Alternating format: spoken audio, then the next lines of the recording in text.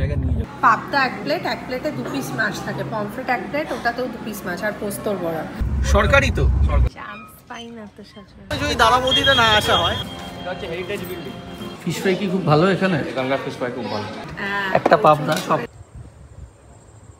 মনে হয় যেন একটা অন্য জগতে এসে গেছি, কিন্তু যুগে যুগে মানুষের মুখে সেটা লেডি ক্যানিং থেকে লেডি ক্যানি হয়ে গেছে।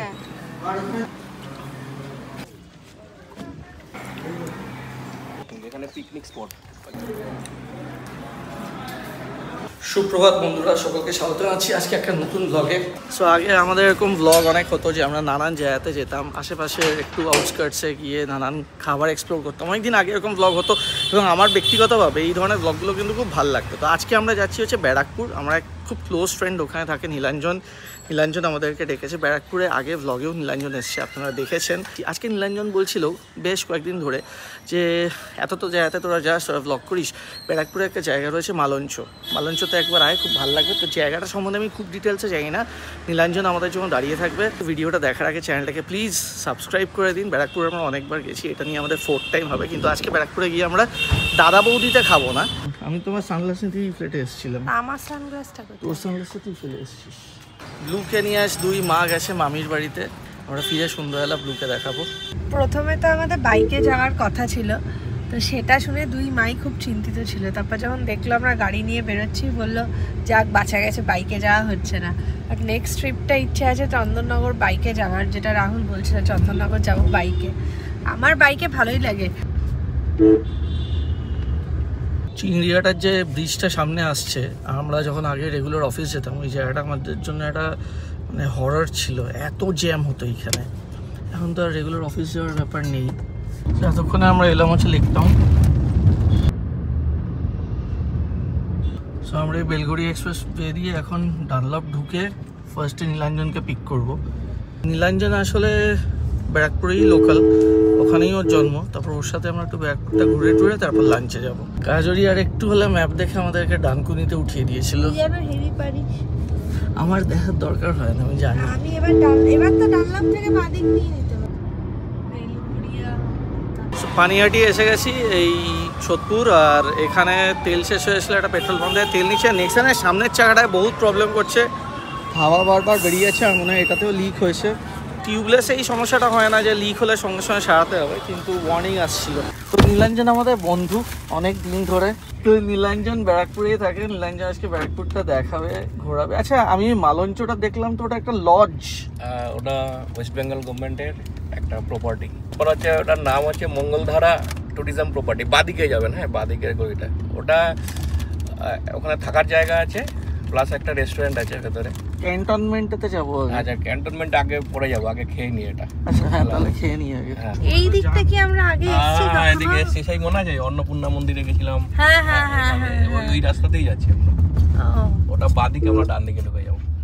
সেবার আমরা ড্রোন এনেছিলাম, হ্যাঁ, গঙ্গার উপরে উড়িয়েছিলাম। তারপর উড়াতে পারছিলাম না, ওখানেই ড্রোন ঘুরছে, এগোচ্ছেও না। ওটা মঙ্গল পান্ডে উড়িয়েছিলাম। হ্যাঁ, মঙ্গল পান্ডের ওখানে উড়িয়েছিলাম। এই ডান দিকে এটা হচ্ছে আমরা লাটবাগানের মধ্যে ঢুকে গেছি এখন। বাঁ দিকটা হচ্ছে গান্ধীঘাট, আর ডান দিকে এগুলো সব পুলিশ কোয়ার্টার। আর একটা জায়গায় নিয়ে যাবো, ওই জহরকুঞ্জে নিয়ে যাবো। আমি খালি ওই লাস্টবার যে জায়গাটা দেখেছিলাম, আমি ওই সমাধি মতন যে জায়গাটা, সেটা দেখতে চাই। ওটাই যাবো সামনে। এখানে 2 অক্টোবরে রাজ্যপাল আসে, এখানে একটা অনুষ্ঠান হয় প্রত্যেক বছর। আচ্ছা, গান্ধীঘাটের সামনে এখন। ব্যারাকপুরে অত্যন্ত বিখ্যাত একটা জায়গা গান্ধীঘাট, মঙ্গল পান্ডে ঘাট। তো তার মধ্যে গান্ধীঘাটের সামনে এখন আমরা নীলাঞ্জনের সঙ্গেই আগেরবার এসেছিলাম। নীলাঞ্জনের সঙ্গে যতবার আসি ব্যারাকপুর ঘোরা কম হয় আর দাদা বৌদিতে যাওয়া বেশি হয়। এবারও বলছিলাম দাদা বৌদি থেকে 1 প্যাকেট নিয়ে যাবো। আমার নিজের বিরিয়ানি দোকান আছে, তাও না, তখন বন্ধ ছিল, আমরা যখন লাস্ট বার এলাম। এই ভেতরে ঢুকিনি। খুব পপুলার জায়গা, ভালো তো এটা। এগুলো এখন সাজাচ্ছে, এগুলো রেনোভেশন হচ্ছে। এটা হচ্ছে জহরকুঞ্জ, এখানে পিকনিক স্পট, এখানে সব পিকনিক হয়। এখানে সকালে অনুষ্ঠান হয়। আমরা লাস্টবার যখন এসেছিলাম তখন মঙ্গল পান্ডে ঘাটটা দেখেছিলাম, গান্ধীঘাটটা দেখা হয়নি। ওই গঙ্গার ওই সাইডটা হচ্ছে হুগলি ডিস্ট্রিক্ট। ওই দিকটা হুগলি, শ্রীরামপুর, লিলুয়া, ওগুলো সব ওই দিকটা। ওটা কি অ্যালকোহল মনে হচ্ছে? হতে পারে, হ্যাঁ ওটাই। এটা দিকে এই ভেতরেও নিয়ে। স্বাধীনতার ঠিক 5 মাস আগে হাবিব রহমান সাহেবকে নিযুক্ত করা হয় বেঙ্গল পাবলিক ওয়ার্কস ডিপার্টমেন্টের সিনিয়র আর্কিটেক্ট হিসেবে। তার প্রথম কাজটিই ছিল এক ঐতিহাসিক দায়িত্ব, গান্ধীজির স্মৃতিসৌধের নকশা তৈরি করা। হুগলি নদীর তীরে যেখানে মহাত্মা গান্ধীর অস্থি বিসর্জিত হয়েছিল সেখানেই গড়ে তোলা হচ্ছিল সেই স্মৃতিস্তম্ভ। নির্দেশ ছিল স্থাপনাটি যেন হয় সরল, মার্জিত এবং গান্ধীজির দর্শনের প্রতিফলন। গান্ধীজি সর্বধর্ম সমন্বয়ের ভাবনা থেকেই হাবিব রহমান প্রথম কল্পনা করেন এমন একটি নকশার যেখানে মিলেছে হিন্দু, মুসলিম ও খ্রিস্টান ধর্মের প্রতীক। মন্দিরের শিখর, তার ওপরে ইসলামী গম্বুজ, আর পাশে প্রসারিত ছাদ যা দূর থেকে দেখে মনে হয় একটি ক্রস। 1949 সালের জানুয়ারিতে সম্পূর্ণ হয়েছিল এই স্মৃতিসৌধটি, গান্ধীঘাট। উদ্বোধন করেন পণ্ডিত জওহরলাল নেহেরু নিজে। পরবর্তীতে এই অসামান্য নকশার জন্য হাবিব রহমান সাহেব পান পদ্মশ্রী সম্মান। এখানে মেইনটেনেন্স কিন্তু ফাটাফাটি। এখানে তোমার আমাদের ওয়েস্ট বেঙ্গল পুলিশের ট্রেনিং হয় এখানে। স্টেট গভর্নমেন্টের মেইনটেনেন্স সেন্টার না state government? Most probably state গভর্নমেন্টের। দারুণ মেইনটেনেন্স। এখন আমরা যাব হচ্ছে মঙ্গলধারা ট্যুরিজম প্রপার্টি, ওখানে রেস্টুরেন্টে আমরা খাবো, খেয়ে তারপর আমরা যাব হচ্ছে রিভার সাইড রোডে। সিগারেটের ধোঁয়াটা দেখা যাচ্ছে।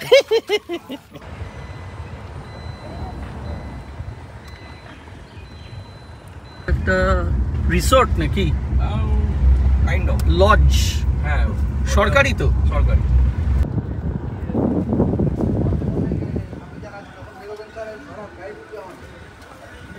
আজকে বেশ ভালো ভিড় এখানে। একটা পিকনিকের গ্রুপ এসছে মনে হয়। গাড়িটা কোথায় রাখবো সেটা দেখছি। রিজার্ভ পার্কিংটা দেখে নি আগে।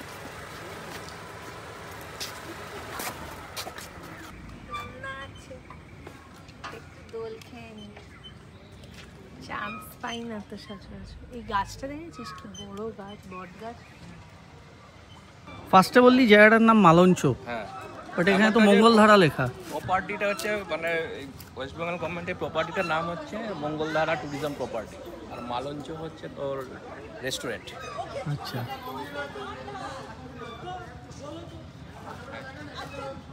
চলো। জায়গাটা এত ভালো লাগছে তার আরেকটা কারণ হচ্ছে ওয়েদার এখন খুব ভালো।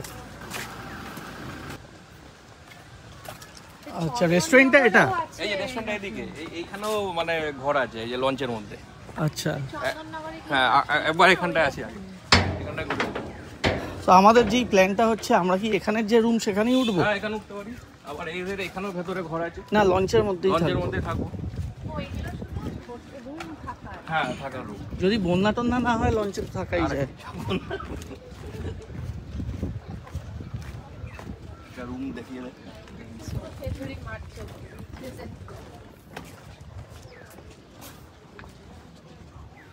এদিকে তো বন্ধই।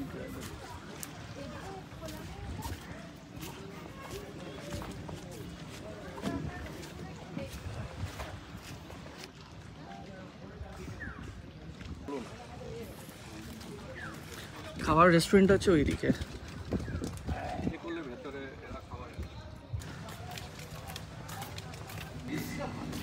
বাবা, আজকে প্রচন্ড ভিড়।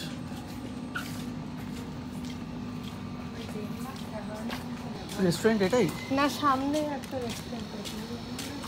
নীলাঞ্জন কি সামনে গেল না এটাই গেল? এদিকে গঙ্গার ভিউটা অসাধারণ। আমার যদ্দূর মনে হচ্ছে ওটা হচ্ছে অ্যালকভ। আপনারা জানলে কেউ বলবেন। ওইদিকে বড় বড় যে হাই রাইজগুলো দেখা যাচ্ছে। বলছি, জায়গা আছে রেস্টুরেন্টে?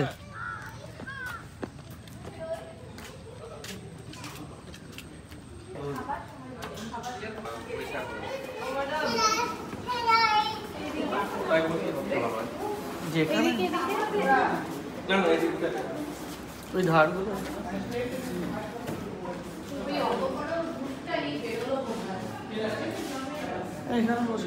এটাই ভালো।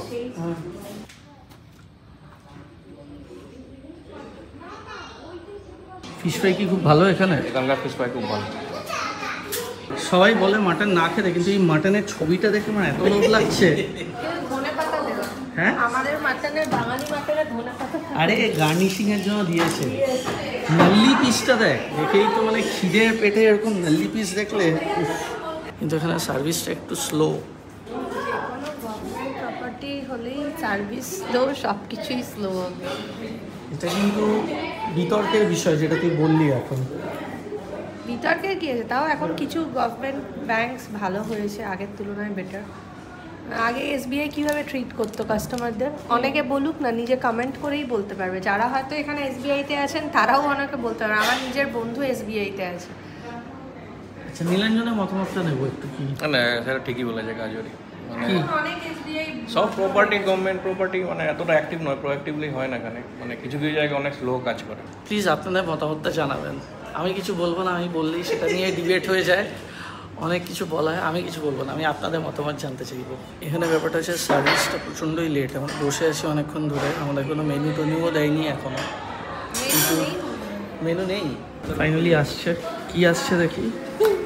চামচ দিয়ে চামচ আসছে। হাত চামচ দিয়ে খাওয়া যায় না।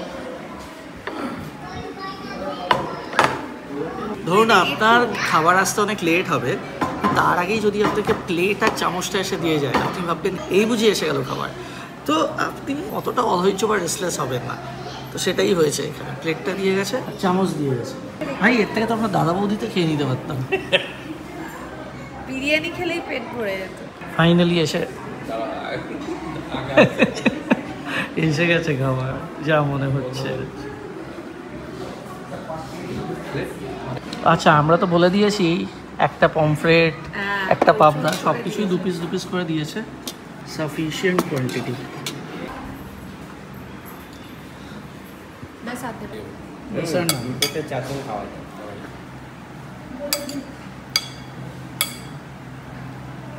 আমরা এখন নিয়েছি ভাত, ডাল, ঝুরি আলু ভাজা, আলু পোস্ত, পাবদা 1 প্লেট, 1 প্লেটে 2 পিস মাছ থাকে, পমফ্রেট 1 প্লেট, ওটাতেও 2 পিস মাছ, আর পোস্তর বড়া। এটা 1 প্লেট, 1 প্লেটে 3 পিস থাকে। এখন কাতলাও দিয়েছি, মাটনও দিয়েছি। আমরা জানি 1 প্লেটে 1 পিস থাকে, কে জানবে 1 প্লেটে 2 পিস করে থাকে। ফিশ ফ্রাই এসে গেছে আমাদের। 2টো ফিশ ফ্রাই এসছে, 1 প্লেটে 2 পিস থাকে।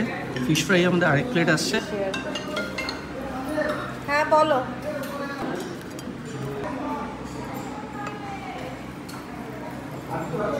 পোস্তর বড়াটা খেয়ে দেখবো। লাস্টে আমাদের মাটনটা এসে গেছে। পোস্তর বড়াটাও ভালো করেছে।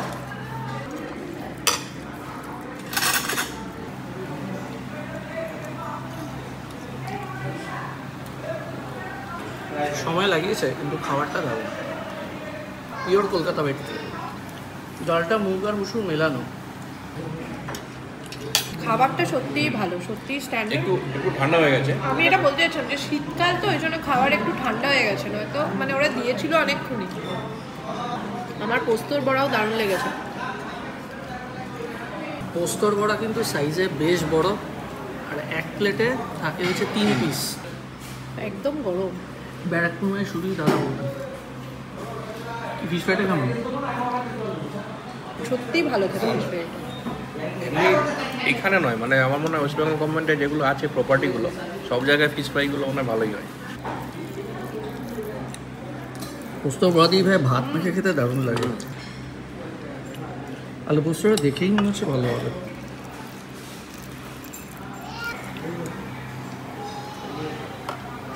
ভালো বানিয়েছে আলু পোস্তটা, দারুণ করেছে। পুরো পোস্তয় ভর্তি, অন্য কিছু নেই। পোস্তয় ভর্তি, আগে সর্ষের তেলে ঝাঁজ আছে। অনেক জায়গায় পোস্তর জায়গায় তিল দিয়ে দেয়, তিল দিয়ে করে। তাই পেট মারা তো। অনুষ্ঠান বাড়িতে তাই করে। অনেক জায়গাতে দেখবি আলু পোস্ত সাদা, মানে হলুদ দেয় না, এটা হলুদ দিয়েছে। অনেক জায়গাতে আমি নিজে আলু পোস্ত দিয়েছি ঝোল ঝোল মতন। বীরভূমে জল হয় বেশি, বীরভূমে আলু পোস্ত। পমফ্রেট তাহলে তো হ্যাঁ, তুই নিয়ে না পমফ্রেট। মাছটার সাইজটা বিশাল। দেখো ঝোলটা দেখে মনে হচ্ছে খুবই পাতলা ঝোল হবে। ভালো হবে না, ভালো হবে না আমি বলিনি, হচ্ছে পাতলা ঝোল। ঠান্ডা হয়ে গেছে, এটাই সমস্যা। ভালো, একই জোর মাছ খেলে সেই আদা জিরে বাটার ঝোলের মতো।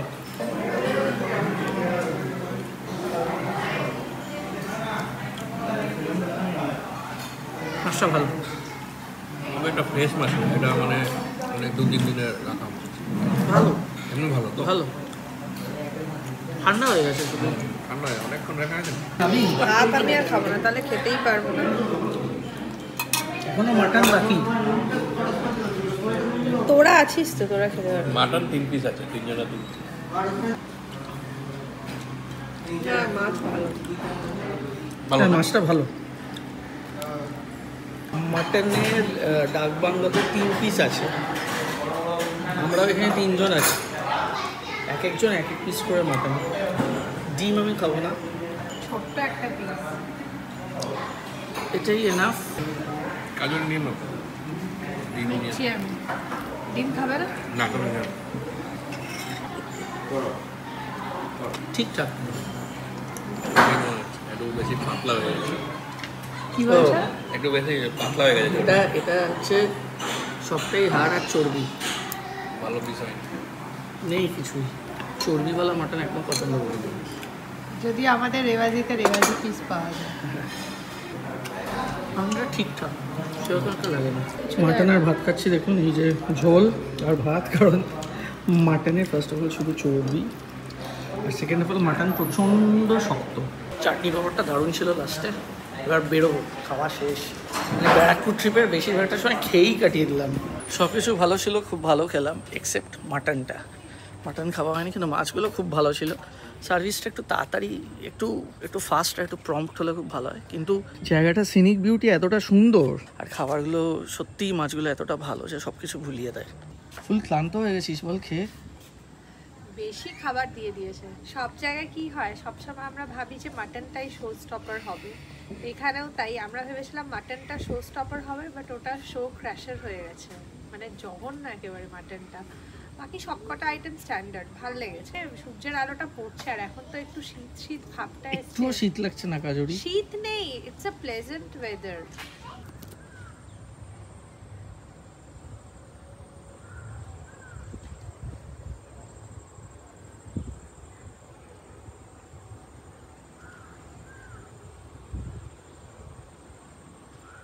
মঙ্গল পান্ডে ঘাট এখন তো বন্ধ হয়ে যায় না? লাস্টে কিন্তু ভাই ওই দাদা বৌদির সামনে যে লস্যি যেটা আছে না, ব্যারাকপুর স্টেশনের লস্যি আপনারা অনেকেই হয়তো খেয়েছেন। আর যাওয়ার আগে দাদা বৌদি থেকে একটা প্যাকেট নিয়ে যাবো, রোজ তো আর আসা হয় না ব্যারাকপুর। কিন্তু এটা সরকারি প্রপার্টি। একটা জিনিস বলবো, আমি জানি না অন্য স্টেটেও এরকম হয় কি না, সরকারি প্রপার্টি মেনটেন্স কিন্তু একটু ভালো হওয়া উচিত। আর দাম বেশ ভালোই, বেশ ভালো দাম।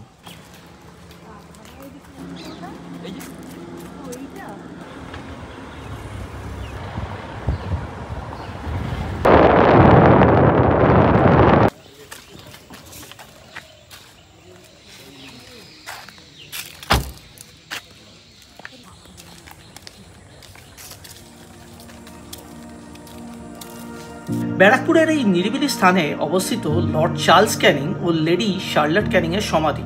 লর্ড চার্লস ক্যানিং ছিলেন ভারতবর্ষের শেষ গভর্নর জেনারেল ও প্রথম ভাইসরয়। তার স্ত্রী লেডি ক্যানিং ছিলেন সংস্কৃতি ও শিল্পপ্রেমী এবং ভারতবর্ষের প্রাকৃতিক সৌন্দর্যে গভীরভাবে মুগ্ধ ছিলেন। 1861 সালে দার্জিলিং সফরের সময় লেডি ক্যানিং ম্যালেরিয়ায় আক্রান্ত হন এবং মারা যান। এরপর লর্ড ক্যানিং নিজেই সমাধিস্থল তৈরি করেন তার স্ত্রীর স্মৃতিতে। পরবর্তীতে 1862 সালে লর্ড ক্যানিং এর মৃত্যুর পর তাকেও এখানেই সমাধিস্থ করা হয় তার স্ত্রীর পাশেই।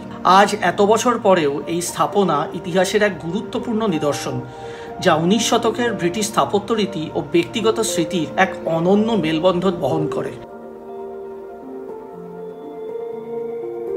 যারা ব্যারাকপুর থেকে আমাদের ব্লগ দেখেন, প্লিজ ভিডিও নিচে লিখুন, তাহলে জানতে পারবো যে আপনারা এখানে থাকেন। যে যতদূর আমি জানি, লেডি ক্যানিং এর স্মৃতিতেই ভীমনাথ প্রথম লেডি ক্যানিং মিষ্টি বানিয়েছিল। লেডি ক্যানিং হয়তো মিষ্টিটার নাম ছিল, কিন্তু যুগে যুগে মানুষের মুখে সেটা লেডি ক্যানিং থেকে লেডি ক্যানি হয়ে গেছে। ক্যানিং জায়গাটার নাম আপনারা সকলেই শুনেছেন। ওখানে লর্ড ক্যানিং এর বাড়ি আছে, আমরা দেখেছিলাম, মনে আছে? অনেক দিন আগে একটা বাড়ি, ইনি সেই লর্ড ক্যানিং এবং ওনার বউ লেডি ক্যানিং। এই লাল যে বেদিটা দেখতে পাচ্ছেন, সেখানেই লর্ড ক্যানিং এর সমাধি। এই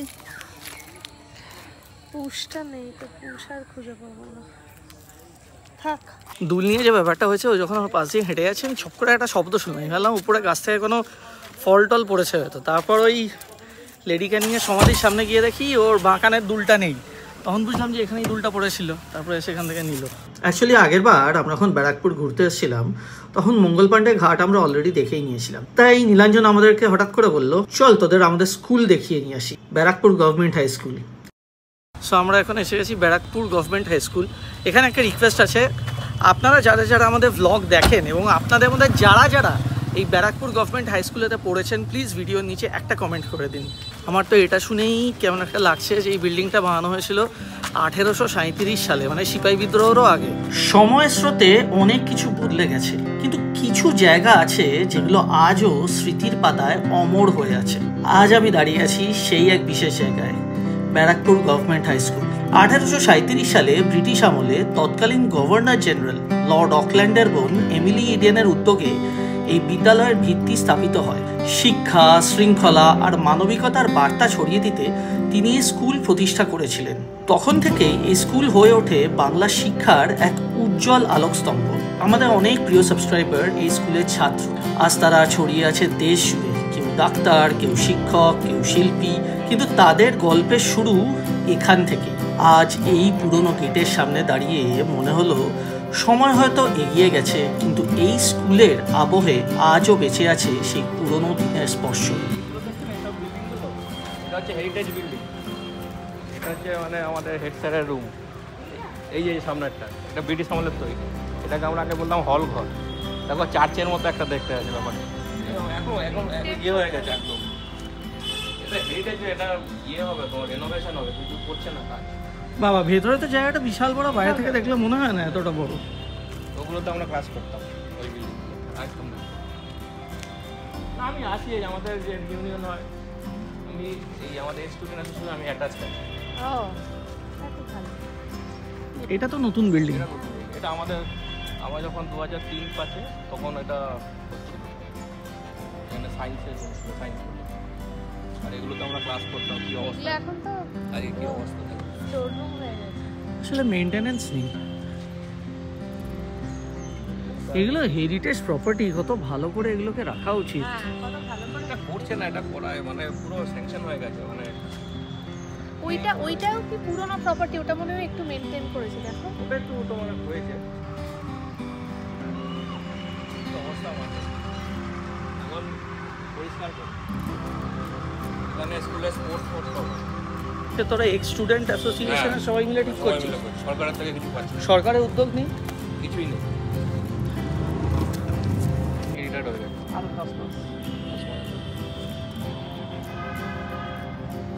স্কুলটা কি রেনোভেশন হবে না?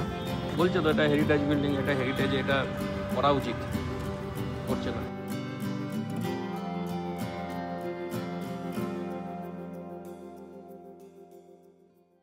এই আমরা ব্যারাকপুর স্টেশনের দিকে যাচ্ছি, স্টেশন থেকে লস্যি নেবো আর একটা দাদা বৌদি বিরিয়ানি নিয়েই নিয়ে এসছি। যখন নীলাঞ্জন একটা নেয়, আমি একটা নিই।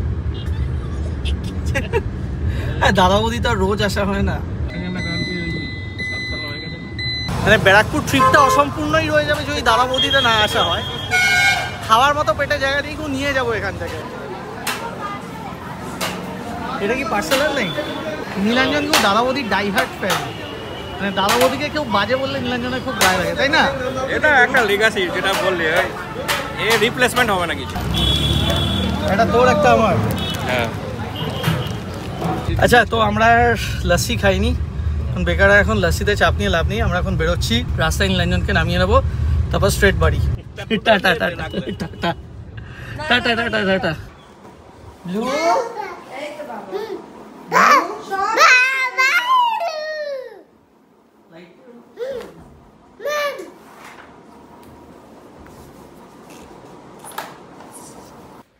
কাটতে এইবার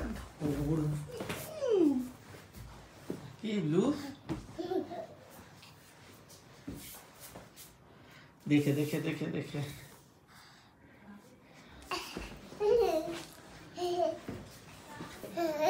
ও তো তোকে গিয়েই করছে ব্ল্যাকমেল।